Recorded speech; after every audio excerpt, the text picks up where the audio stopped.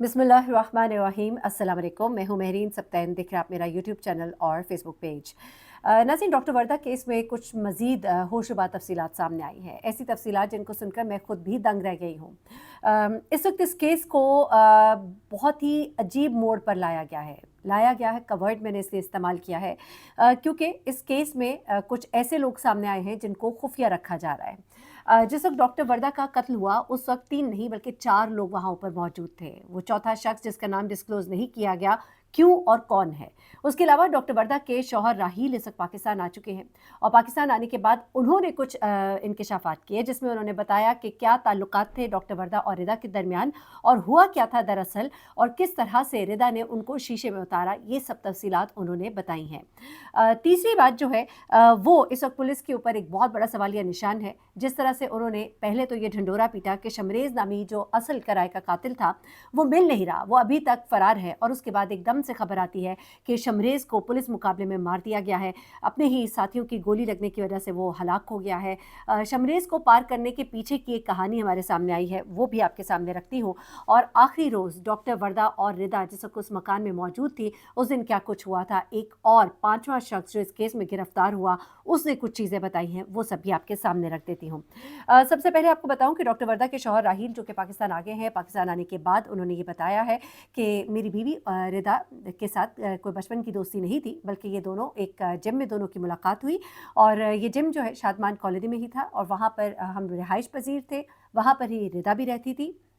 वहाँ मेरी बीवी के से मुलाकात हुई, मुलाकात दोस्ती में बदल जाती है। 2022 से इनकी दोस्ती हुई और उसके बाद ये जो है दोस्ती में इन्होंने की ज़िक्र किया कि डॉक्टर वर्दा जो है वो कनाडा जाना चाहती थी। वो रिदा से ये बात करती थी मैं कनाडा जाना चाहती हूँ, क्योंकि ज़ाहिर सी बात है लोग यहाँ पाकिस्तान में कोशिश करते हैं बाहर के मुल्क निकल जाएँ, ज़्यादा बेहतर वहाँ पर हमें सहूलियात मिलेंगी, ज़्यादा अच्छे मौक़े मिलेंगे। तो डॉक्टर वर्दा कोशिश कर रही थी कनाडा जाने के लिए। इसी दौरान में रिदा ने उनको मशवरा दिया कि आप कनाडा के बजाय पहले दुबई जाने की कोशिश करें और दुबई में आपके लिए बड़ी अपॉर्चुनिटीज़ है और मैं आपके लिए कुछ मामलात वहाँ पे सेटल भी करा देती हूँ।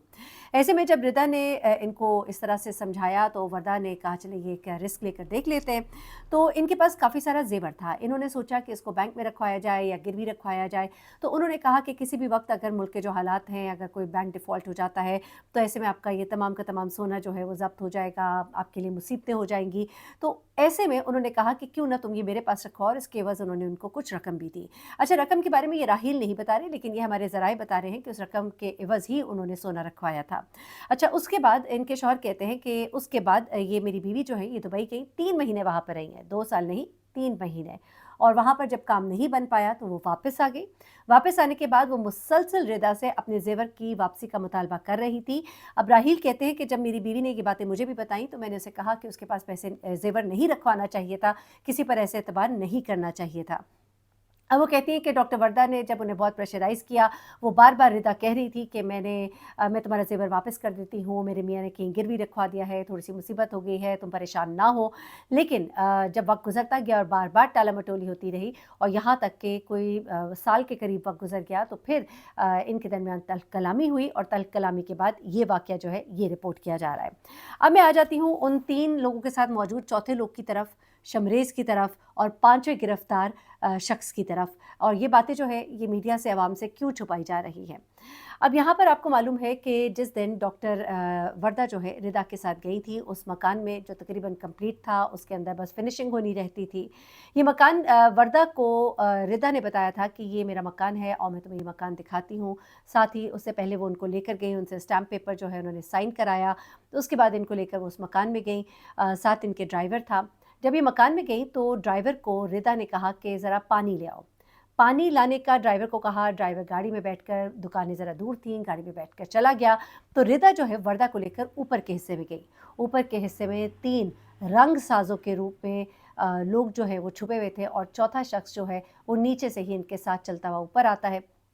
और ये 4 लोग जो थे ये वहाँ पर कातिल थे। 3 लोगों का तो ज़िक्र किया गया, परवेज़ का, एक और शख्स और साथ में शमरेज़, लेकिन इस चौथे शख्स का ज़िक्र नहीं किया गया जो कि उस घर में मौजूद था।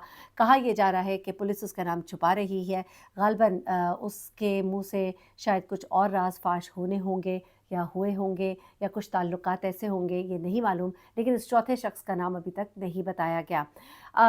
चौथा शख्स गिरफ़्तार नहीं है, लेकिन जो चौथा शख्स एक और गिरफ्तार था, यानी कि 4 लोग आपको बताए थे, जिसमें रिदा, रिदा का शौहर, 2 मुलाज़मीन गिरफ्तार हुए थे। पाँचवां एक और शख्स गिरफ्तार हुआ था और वो था रिदा का ड्राइवर। जी हाँ, रिदा के ड्राइवर को भी गिरफ्तार किया गया था, जिसका नाम कभी इस तरह से नहीं लिया गया, और उसने गिरफ्तारी में पुलिस को बताया था कि मैं तो बाजी के साथ सिर्फ इनको लेकर गया था, और वहाँ पर मैंने जब छोड़ा तो बाजी ने मुझे कहा कि पानी ले आओ। मैं पानी की बोतलें लेने गया था। उसके बाद वो कहता है जब मैं वापस आया तो रिदा बाजी जो है वो घर के मेन गेट पर ही खड़ी थी। मैं उनको गाड़ी में बिठाकर वापस ले गया था।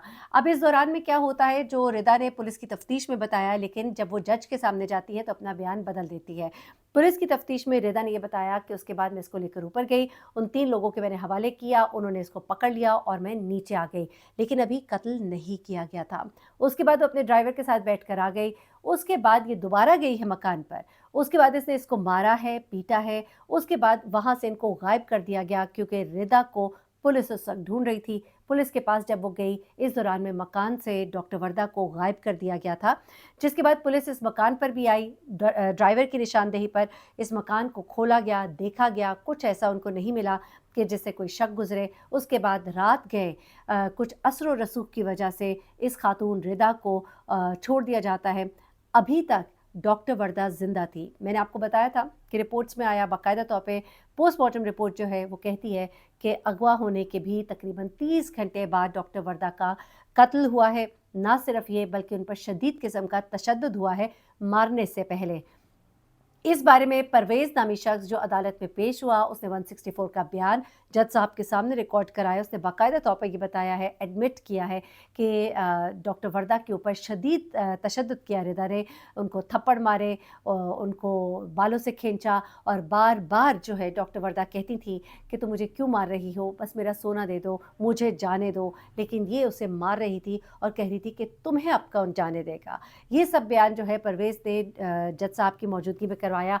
अब ज़रा आ जाते हैं शमरेज़ और बड़ी गेम की तरफ। देखिए, जहाँ पर रिदा, उसके शौहर और एक और मुलाजिम, गालिबन नवीद उसका नाम है, इन्होंने जज साहब की मौजूदगी में ये कहा है कि कत्ल हमने नहीं किया, हमारा ऐसे कोई ताल्लुक़ नहीं, क्योंकि उनको मालूम है कि इस वक्त बाहर कुछ ताकतें उनको बचाने के लिए सरगर्म हैं।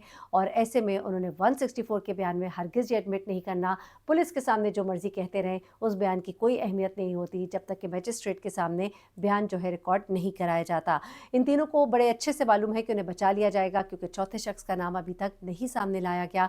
उसके अलावा शमरेज़ को पार कर दिया गया है, जो कि कराए का कातिल है और जो किसी भी वक्त ज़ुबान खोल सकता था, बता सकता था कि रिदा के शौहर वहीद के साथ उसकी मुलाकात कब कब और कहाँ कहाँ, किस किस तरह से हुई, उसे कितने पैसे दिए गए, उसे कैसे कहा गया, कैसे उसने मारा, और रिदा का किरदार इस तमाम तर केस में क्या रहा था। लेकिन उस बड़े गवाह को, उस बड़े सबूत को बड़ी ही आसानी के साथ मार दिया गया है। उसी के अपने साथियों की गोलियों का वो शिकार हुआ है और पुलिस मुकाबले में वो मारा गया है।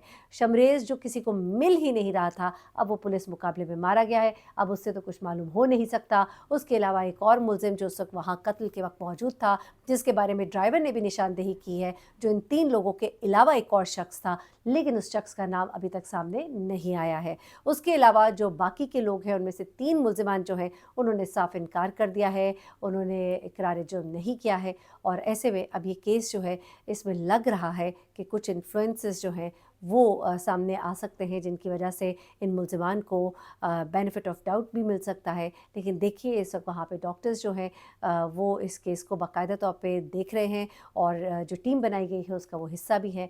तो ऐसे में क्या वो ये सब कुछ होने देंगे? हम अलबत्ता इस तरह की चीज़ों को सामने लाते रहेंगे, ताकि किसी किस्म की मिस हैंडलिंग इस केस में ना हो, और आवाज़ जितनी एक हमारी तरफ से उठाई जानी चाहिए वो हम उठाए रखें। अपना बहुत ख्याल रखिएगा, दुआ में याद रखिएगा। अल्लाह हाफ़िज़।